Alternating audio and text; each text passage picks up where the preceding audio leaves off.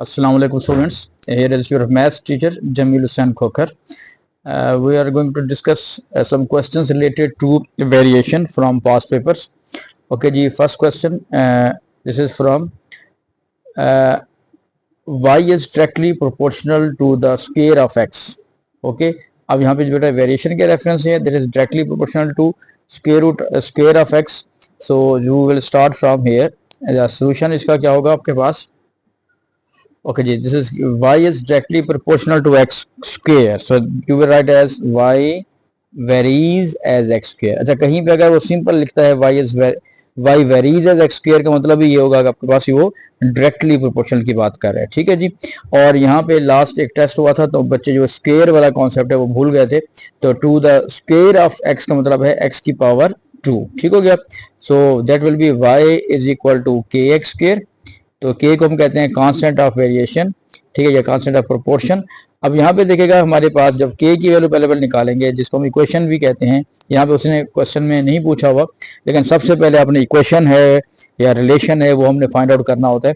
वो तब आता है जब आपके पास y की वैल्यू और x की वैल्यू दोनों गिवन है। जैसे y की वैल्यू बेटा आपके पास 8 दी हुई है, the value of x is equal to 4, तो हम पुट करेंगे 8 इज इक्वल टू k और this will be the 4 square, ठीक है जी। So 8 is equal to 16 k, और जब हमने 16 को डिवाइड करना है 8 divided by 16 is equal to k, तो इसका मतलब हमारे पास क्या आ रहा है जी, द वैल्यू ऑफ के इज इक्वल टू 1/2। अब यहाँ पे एक बहुत इंपॉर्टेंट ध्यान में रखना है कि बहुत सारे स्टूडेंट्स जो हैं यहाँ पे मिस्टेक करते हैं, तो जिनको भी थोड़ा सा प्रॉब्लम होता है ज़रा प्लीज़ आराम से इसको सॉल्व कीजिएगा स्टेप्स को, कि जब मल्टीप्लाई कोई चीज़ हो रही है तो वहाँ पे जाके डिवाइड होगी, अगर इधर डिवाइड हो रही है तो दूसरी साइड पे जाके मल्टीप्लाई होगी। क्लियर बेटा? अब हमने क्या करना है, जो ये वैल्यू क्वेश्चन है के की वैल्यू हमने पुट कर दी है, तो y is equal to 1/2 x square, this is known as the equation, इसको हम इक्वेशन कहते हैं, इसको फार्मूला कहते हैं, इसको relation between x and y कहेंगे, या y in terms of x भी कहते हैं। अब इस सवाल में उसने ये चीज़ नहीं पूछी हुई, लेकिन जिस सवाल में नहीं भी पूछेगा तब भी आपने उसको यहाँ पे पहले इक्वेशन बनानी है। नेक्स्ट पूछा क्या जी, find value of y when x is equal to 3, तो हमने y की वैल्यू फाइंड आउट करनी है जी, x आपके पास 3 है, तो y is equal to 1/2, x हमारे पास 3 है बेटा, 3 का square, so that will be y is equal to 9/2, ठीक है, 3 का स्क्वायर 9 हो जाएगा, तो 9 को 2 पे डिवाइड करेंगे दैट विल गिव यू 4.5, तो बेटा ये इसका आंसर आ जाएगा, ठीक है। ये आसान सा सवाल है, मुश्किल नहीं है। ओके बेटा, दूसरा हम एक क्वेश्चन करने जा रहे हैं। The question is P is inversely proportional to Q. It is known that P is equal to 15 for a particular value of Q. Write down the value of P when this value of Q is doubled. ठीक है बेटा, ये पास paper में कहीं पे question मिलते हैं, आपके पास बुक्स में भी एक दो जगह पे ये क्वेश्चन हैं, ठीक है। तो सिंपल इसमें क्वेश्चन स्टार्ट हम करते हैं, और प्लीज़ आप जो मेरा चैनल है वो प्लीज़ वो भी सब्सक्राइब कर लीजिएगा, और अगर आपने पहले से सब्सक्राइब किया हुआ है थैंक यू, और आप इसको प्लीज़ शेयर भी कीजिएगा, ठीक है जी, थैंक यू। अब इसमें है बेटा P is inversely proportional to Q, तो स्टार्ट हम कहाँ से कर रहे हैं जी, given that P varies as 1/Q, यानी कि जब इनवर्सली की बात करता है तो आपने स्टार्ट ये करना है, ठीक है, 1/Q का कॉन्सेप्ट होता है, तो इसको हम लिखेंगे P is equal to K/Q।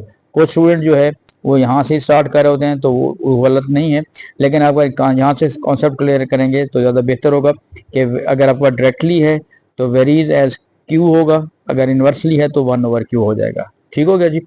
अच्छा, अब आपके पास क्या कह रहा है कि it is known that P is equal to 15, the value of P is equal to 15 for a particular value of Q। अब यहाँ पे ये थोड़ा सा डिफरेंट सवाल हो जाता है, ये जितने भी आपने क्वेश्चंस किए हैं उनसे ज़रा ये हट के है, क्योंकि वहाँ पे हमारे पास P की वैल्यू भी होती है, यानी जो भी दो वेरिएबल इन्वॉल्व होते हैं दोनों की वैल्यूज होती हैं, तो यहाँ पे उसने P की वैल्यू 15 दी हुई है for a particular value of Q, means के कोई स्पेसिफिक वैल्यू है आपके पास Q की, तो हम लेट कर लेते हैं, सपोज कर लेते हैं कि Q is equal to, suppose मैं लिख लेता हूँ जी यहाँ पे T लिख लेते हैं जी, कोई भी आप वेरिएबल पुट कर दें, ठीक है जी, ये Q की वैल्यू हम T पुट कर लें।